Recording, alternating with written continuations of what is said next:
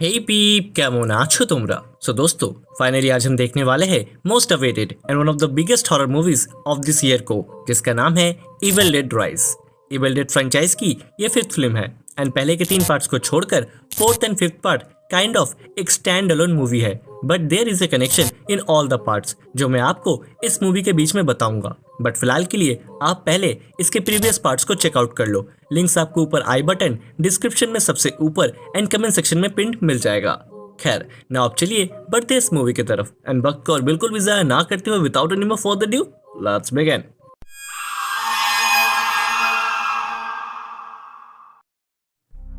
तो मूवी की शुरुआत में हम 3 दोस्त कैलब, टेरेसा एंड जेसिका को देख पाते हैं जो एक लेक साइड केबिन में अपना वीकेंड एंजॉय करने आए हुए होते हैं। यानी कि ठीक पिछले इविल डेड पार्ट्स की तरह ही इसमें भी एक खतरनाक सा जंगल, अजीब सा केबिन एंड कुछ केयरलेस यंगस्टर्स हमें देखने को मिलते हैं। बट प्रीवियस पार्ट्स की तरह ही ये मूवी सिर्फ जंगल और केबिन तक ही सीमित नहीं रहती, और वो कैसे आप ये आगे समझोगे। खैर, अब ये तीनों उधर अपना वीकेंड तो एंजॉय करने आए हुए होते ही है, बट एंजॉय सिर्फ कैलब एंड टेरेसा ही कर रहे थे, क्योंकि जेसिका उस ट्रिप में आने के बाद से ही फॉर सम रीजन बहुत बीमार हो गई थी एंड इसलिए टेरेसा कैलब को बाहर मस्ती कर रहा छोड़ जेसिका के पास जाकर बैठ एक नोवेल पढ़ने लगती है, जहाँ जेसिका चुपचाप अपने बेड पे सो रही थी। But sooner things got weird, क्योंकि जेसिका अचानक ही उठ उस नोवेल को बिना देखे उसे रीड करने लगती है, वो भी एक डिमोनिक आवाज में। एंड जब टेरेसा उसे चेक करने उसके पास जाती है तो जेसिका उसके स्कैल्प समेत उसके बाल ही उखाड़ देती है। इतना ही नहीं, टेरेसा जब डर के भागते हुए बाहर केलब के पास पहुंचती है तो जेसिका भी उसके पीछे बाहर आती है एंड केलब के ड्रोन से खुद के चेहरे को इंजर्ट कर पानी में गिर जाती है। एंड जब केलब पानी में खुद उसे बचाने जाता है तो पानी के अंदर से केलब का कटा हुआ सर बाहर आता है, जिसे देख ऑब्वियसली टेरेसा डर के चिल्लाने लगती है एंड तभी जेसिका भी पानी से ऊपर आकर हवा में लेविटेट करने लगती है। और तब फाइनली इस मूवी का इंट्रो टाइटल आता है इविल डेड राइज वाला।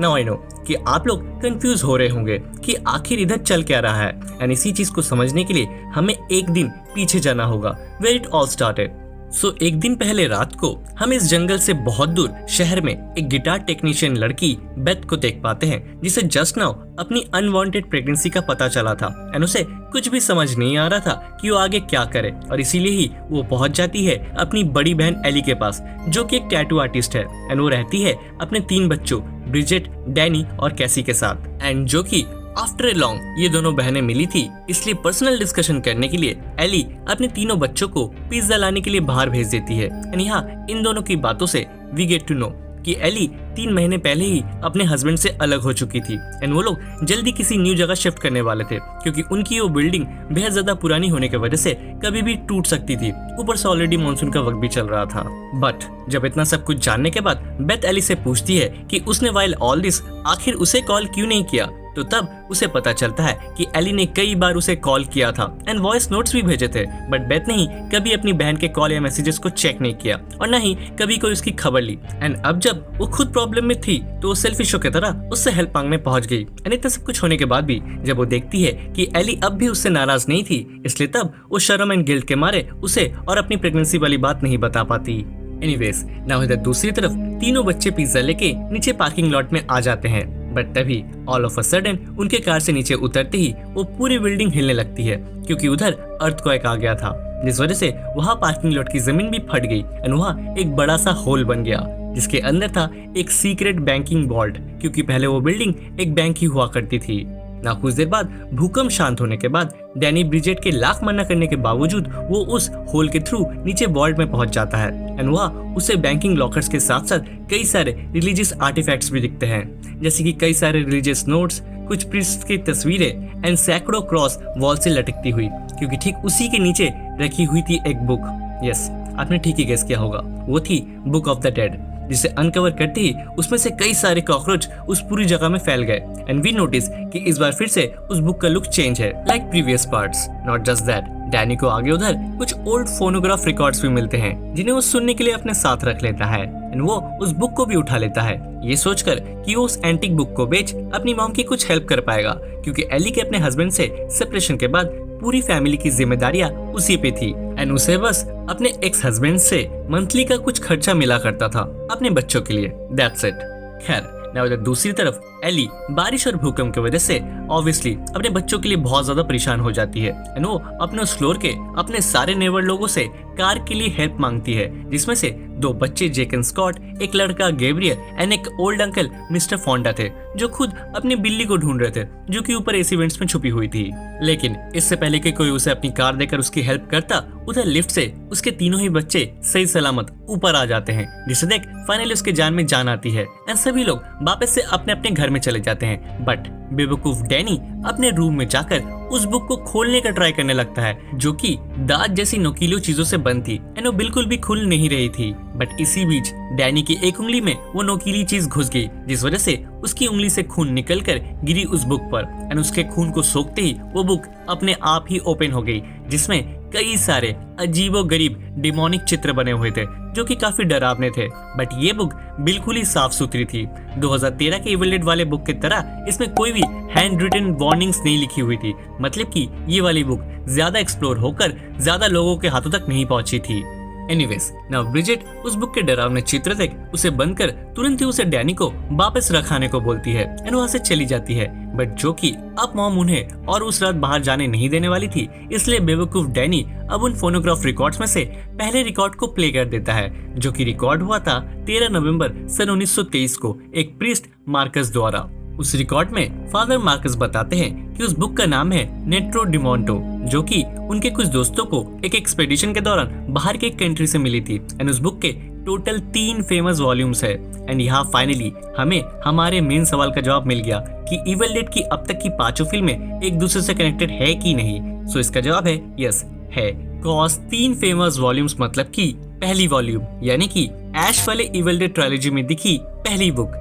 जिसमें इंसानी चेहरा बना हुआ था, दूसरी वॉल्यूम यानी कि मिया वाले 2013 की इविल डेड में दिखी दूसरी बुक जो कि बहुत ज्यादा एक्सप्लोर्ड थी, एंड द थर्ड वॉल्यूम यानी कि इस मूवी की ये वाली बुक। अब ये भी हो सकता है कि ये तीनों ही बुक अलग अलग यूनिवर्स में एग्जिस्ट करती हो या फिर एक ही टाइमलाइन में, बट यस इससे सारे इविल डेड मूवीज में एक कनेक्शन तो पक्का बन ही गया एंड हु नोज हमें इन फ्यूचर इन तीनों ही टाइमलाइन के हीरोज एक साथ देखने को मिले, मतलब कि ऐश, मिया एंड इस वाली का तुम्हें आगे पता चली जाएगा। बट तब तक के लिए तुम गेस करके नीचे कमेंट कर सकते हो। खैर नाउ आगे हम उस रिकॉर्ड में फादर मार्कस को चर्च से परमिशन मांगते हुए सुनते हैं उस बुक नेट्रो डिमोंटो को ट्रांसलेट करने की, बट पूरी चर्च फ्रेटर्निटी इसका विरोध करती है, जिसमें से एक आवाज ये भी थी,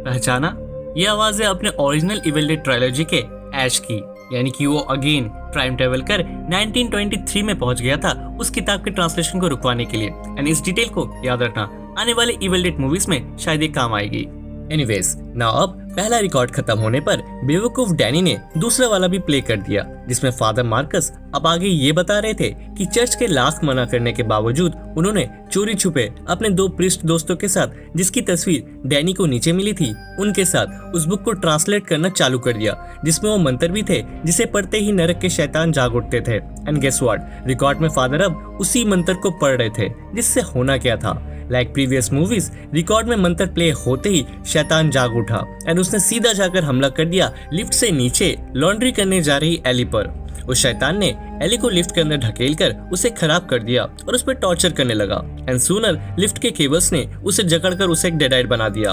अब यहाँ मैं बता दूं कि इविल डेड फ्रेंचाइजी में डेडाइट उन्हें बोला जाता है जो शैतान द्वारा पोजेस्ड हो जाते हैं। एंड जो केबल्स वाला सीन आपने अभी देखा, ये भी एक फेमस सीन है इस फ्रेंचाइजी का। फर्क सिर्फ ये है, प्रीवियस मूवीज में पेड़ों के जड़ या बेलों ने अपने विक्टिम्स को ऐसा जकड़ा था एंड इसमें केबल्स ने। खैर नाउ आफ्टर दिस लिफ्ट वाला इंसिडेंट अब आगे पूरी बिल्डिंग की इलेक्ट्रिसिटी चली जाती है एंड उसी वक्त एली अंधेरे में घर लौट आती है एंड घर आते ही वो अंडों का ऑमलेट बनाने लगती है छिलकों समेत, जिसमें से खून भी निकल रहा था। एंड वाइल दिस वो अपने बहन और बच्चों को ये भी बोल रही थी कि वो उन सबके बॉडीज चीर उनके अंदर घुसना चाहती है, जिसे सुन ऑब्वियसली उन सबको बड़ा अजीब लगता है। बट तभी एली वही सफेद वाली उल्टी करती है लाइक प्रीवियस मूवीज एंड वो बेथ को ये कहकर बेहोश हो जाती है कि वो उसके अंदर है एंड हो सके तो बच्चों को बचा लेना। नाउ ऑब्वियसली एली ने उधर क्या बोला और उसे क्या हुआ ये किसी को भी कुछ समझ नहीं आया, इसलिए बेथ और डैनी अब तुरंत ही एली को हॉस्पिटल ले जाने का प्लान करते हैं।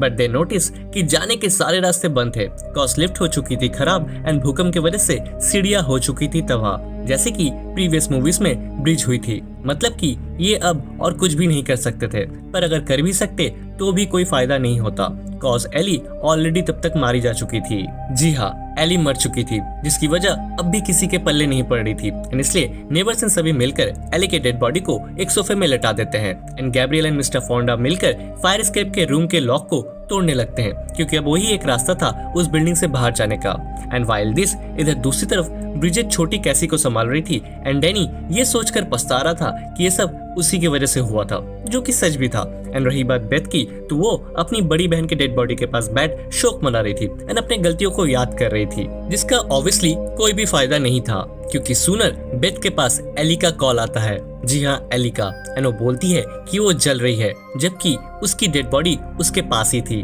अब इससे पहले कि बेथ कुछ भी समझ पाती, उसका फोन सडनली अपने आप ही क्रैक हो जाता है एंड एली हो जाती है वापस से जिंदा। बेथ देखती है कि एली की बॉडी बहुत ज्यादा ही तप रही थी, इसलिए वो और बच्चे मिलकर तुरंत ही एली को ठंडे पानी से भरे बाथटब में लेटा देते हैं और तभी एली की आंख पूरी उलट जाती है एंड वो एक कंप्लीट डेड बन ऊपर सीलिंग से चिपक कर जोर से चीखती है, जिससे पूरा बिल्डिंग कांप जाता है। एंड फाइनली मॉम एली अब मॉमी बन अपने अटैकिंग मोड में आ जाती है, जहां सबसे पहले तो वो एक कांच का टुकड़ा बेथ के हाथ के आर पार कर देती है। एंड जब ब्रिजेट बीच में आई तो मॉमी ने अपने टैटू मशीन को पहले तो अपने सर में घुसाया, देन वो उसी से ब्रिजेट की आंखें फोड़ने लगी। But at any how Bridget ने अपनी आंखें बचा ली एंड उसे उस मशीन से चोट लगी आंख के नीचे, जिससे शायद मॉमी संतुष्ट नहीं हुई एंड इसलिए वो नेक्स्ट अब अपनी खून वाली जीभ ब्रिजेट के मुंह के अंदर डालने की कोशिश करने लगी। बट तभी डैनी ने बीच में आकर एक चेयर से मॉमी को दरवाजे के पास फेंक मारा, जिससे वो पहुंच गई सीधा दरवाजे के बाहर, जहां वो वापस से अंदर आ ही रही थी इन पर अटैक करने। बट तभी उसे उधर कॉरिडोर में गैब्रियल दिख जाता है। फिर क्या था, मॉमी सीधा ही गैब्रियल पे झपट पड़ी एंड एप्पल समझकर उसके आंख को ही बाइट कर उखाड़ लिया। इतना ही नहीं, सामने जब उसे जेक दिखा तो उसने उस आंख को इतनी जोर से थूका कि वो आंख सीधा जाकर जेक के मुंह में घुस गई एंड गला चोक होने की वजह से उसकी भी स्पॉट में ही डेथ हो गई। एंड ये सीन भी हमने पहले इविल डेड 2 में देखा था। खैर, नाउ मौके का सदुपयोग कर बेथ ने तुरंत ही रूम के दरवाजे को अंदर से लॉक कर दिया एंड मॉमी एली ने बाहर अपना कार्यक्रम जारी रखा, जो हम पीप होल के थ्रू देख पाए। जेक के बाद मॉमी ने छोटे स्कॉट की दोनों हाथ उखाड़ उसे मार डाला एंड गैब्रियल का बचा कुचा काम भी उसने तमाम कर दिया। नाउ आखिरी बचे पड़ोसी मिस्टर फोंडा ने शॉटगन से मॉमी को टक्कर तो देने की कोशिश की, बट वो भी उसके सामने टिक ना पाए। मतलब कि अब उस फ्लोर में सिर्फ बेथ एंड वो तीनों बच्चे ही बचे थे। मेरी काउंटिंग तो सही है ना? नहीं, गलत है, क्योंकि मिस्टर फोंडा की बिल्ली अब भी उस एसी वेंट में छुपी हुई थी। एनीवेज, नाउ बेथ विंडोज खोल बिल्डिंग से बाहर चीख कर हेल्प मांगने की कोशिश करती है, बट बहुत बारिश और तूफान की वजह से उसकी आवाज कहीं तक भी नहीं पहुंच पाती। एंड दूसरी तरफ हॉल रूम में ब्रिजेट और डैनी भी आपस में लड़ने लगते हैं, क्योंकि ब्रिजेट समझ चुकी थी कि सब कुछ डैनी के नादानियों की वजह से हो रहा था। जिसमें बेथ जब उन दोनों की लड़ाई रोकने उधर आती है तो डैनी उसे सब कुछ सच बता देता है अबाउट दैट बुक एंड अपने साथ अपने रूम में भी ले जाता है उस बुक एंड उन रिकॉर्ड्स को दिखाने। बट वाइल दिस, इधर दूसरी तरफ ब्रिजेट की भी पोजीशन चालू हो जाती है, क्योंकि मॉमी एली ने उसे अपने खून से सने टैटू मशीन से इंजेक्ट किया था, जिससे अब वो भी एक डेडाइट बन रही थी। और तो और उधर कैसी, जो कि अपने रूम में बिल्कुल अकेली थी, मॉमी अब घर के बाहर से नॉर्मल आवाज में लोरी सुनाकर उसे मैनिपुलेट करने की कोशिश करती है दरवाजा खोलने के लिए, जिसमें सक्सेसफुल भी हो जाती है, क्योंकि कैसी को वो नॉर्मल आवाज सुन ये लगता है कि उसकी मॉमी अब ठीक हो गई है, इसलिए वो दरवाजा खोलने लगती है। बट दरवाजे के थोड़े खुलते ही मॉमी ने कैसी का गला पकड़ लिया, जिसे डैनी एंड बेथ ने आकर बचा लिया एंड दरवाजे को भी लॉक तो कर दिया। बट दे डोंट नो कि वो ऑलरेडी घर के अंदर एक डेडाइट के साथ बंद है, क्योंकि ब्रिजेट अब एक कंप्लीट डेडाइट बन चुकी थी, जिसने सबसे पहले तो एक श्रेडर से बेथ की पूरी टांग छिल डाली एंड जब डैनी बीच में आया तो तब वो उसके पीछे पड़ गई एंड इसी भागम दौड़ी में कैसी की एक स्टिक ब्रिजेट के मुंह के आर पार हो गई, जिसे निकालते ही वो नीचे गिर पूरी शांत हो गई एंड इन्हें लगा कि वो मर गई। बट वी नो कि बस इतने में ही डेडाइट्स का कुछ नहीं होता, वो बस कुछ वक्त के लिए शांत हो जाते हैं।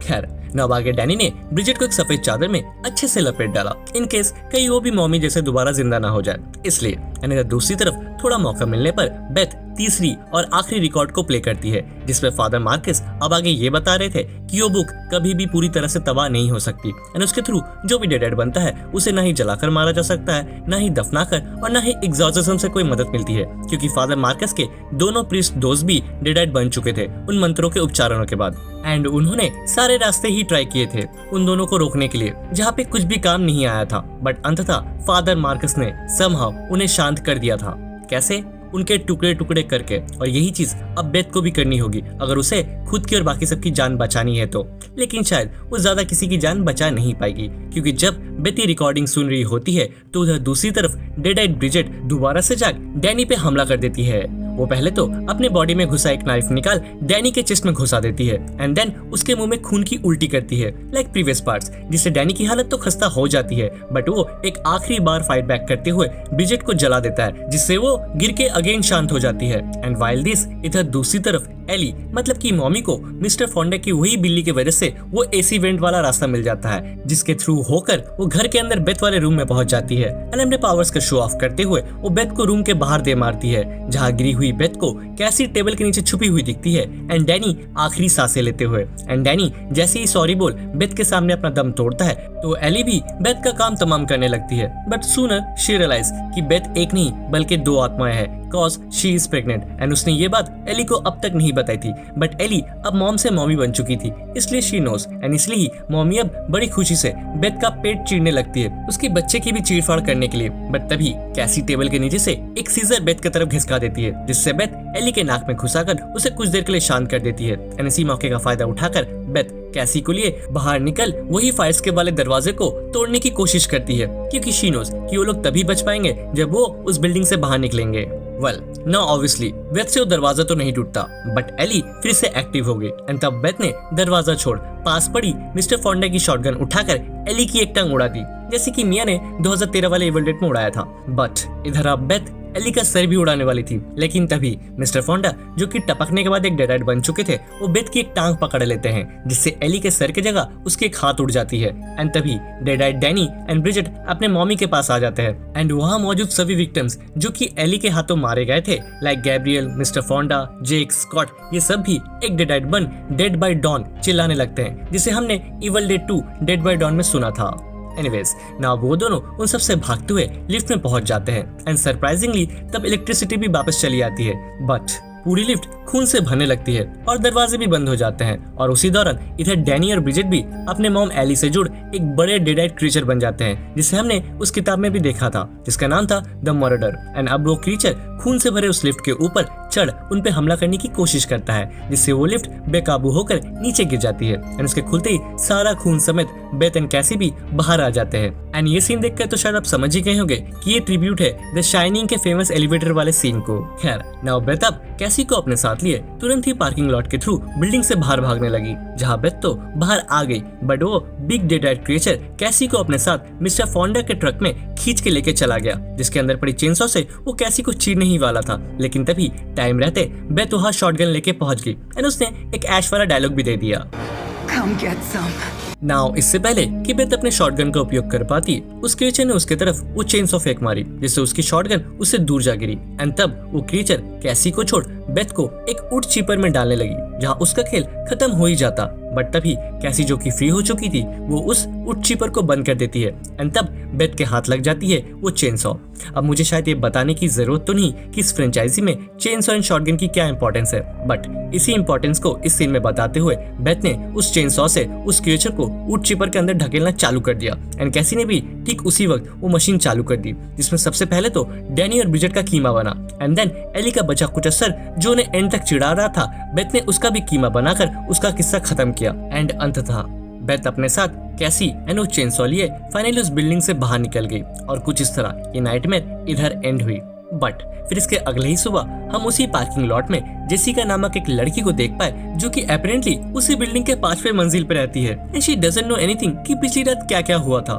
But how is this even possible? Kumbhakarna है क्या बहन? एनीवेज, नाउ जेसिका उसकी फ्रेंड टेरिसा एंड केलव से वीसी में बात कर रही थी क्योंकि वो जा रही थी उनके साथ वीकेंड बिताने, बट उसका वीक उधर ही एंड हो गया जब उस शैतान ने अब उसे पोजेस्ट कर लिया एंड उसी पोजेस्ट हालत में वो टेरिसा एंड केलव के साथ उस लेक साइड केबिन में पहुंची थी, जहां आगे क्या हुआ ये तुमने स्टार्टिंग में ही देख लिया था। इसलिए ये मूवी अपने आने वाले कई सारे पार्ट्स का हिंट्स देते हुए इधर ही अब एंड हो जाती है। अब critics, box office collection and मेरे हिसाब से ये मूवी अच्छी थी। ऑल्दो मुझे 2013 वाली इविल डेड ज्यादा पसंद आई थी, बट वो मेरा पर्सनल ओपिनियन है, आपका अलग हो सकता है। लेकिन अगर आपको मेरी एक्सप्लेनेशन मेरी तरह ही पसंद आई हो तो देन प्लीज इसे एक लाइक एंड नीचे कमेंट जरूर करें, क्योंकि ये दो चीज बहुत जरूरी है मोटिवेशन के लिए, जिसकी मुझे अभी बहुत सख्त जरूरत है। और इसके अलावा अगर आप मेरी आवाज पहली बार सुन रहे हो और इस चैनल पे नए हो तो then please do consider to subscribe this channel, वरना यू नो ना मम्मी तुम्हारे पीछे भी पड़ सकती है। खैर ना, तब तक के लिए मिलता हूं मैं आपसे नेक्स्ट वीडियो में। Till then help others, spread love and piece.